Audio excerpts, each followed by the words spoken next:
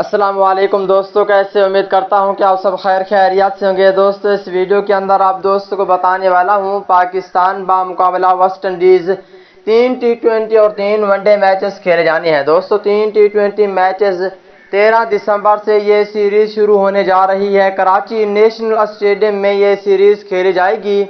اس video کے اندر آپ دوستوں کو مکمل تفصیل سے پاکستان کرکٹ ٹیم میں 4 سے 5 بڑی تبدیلیاں ہونے جا رہی ہیں، وہی اس ویڈیو کے اندر آپ دوستوں کو بتانے والا ہوں۔ دوستوں پاکستان ٹیم میں 5 کھلاڑیوں کو ریسٹ دیا گیا ہے، پاکستان ٹیم سے باہر کیا گیا ہے۔ آئیے اس ویڈیو کے اندر آپ دوستوں کو مکمل تفصیل بتانے والا ہوں۔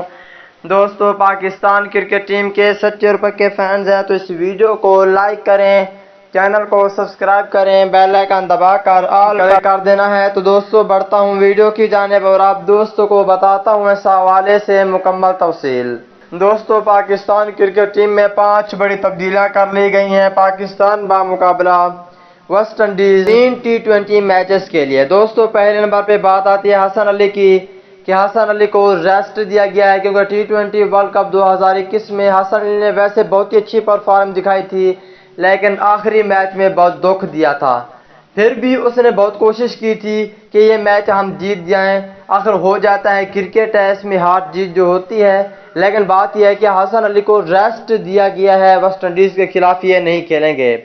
دوسرے نمبر پہ پاکستان کرکٹ ٹیم کے سابق کپتان سرفراز احمد کو بھی ریسٹ دیا گیا۔ سرفراز احمد پہلے بہت ہی اچھا کھیلتے تھے، لیکن ٹی20 ورلڈ کپ 2021 میں اتنی اچھی پرفارم نہیں کی، جس کی وجہ سے اس کو بھی ریسٹ دیا گیا ہے۔ پروفیسر محمد حافظ کی پروفیسر بہت ہی اچھے کھلاڑی ہیں اور پاکستان ٹیم کی جانب سے بہت ہی اچھا کھیلتے ہیں۔ اس وقت اس کی عمر بہت زیادہ ہو چکی ہے، لیکن پھر بھی بہت ہی اچھا کرکٹ کھیلتے ہیں، اسے بھی ریسٹ دیا گیا ہے۔ چوتھے نمبر پہ بات آتی ہے اماد وسیم کی۔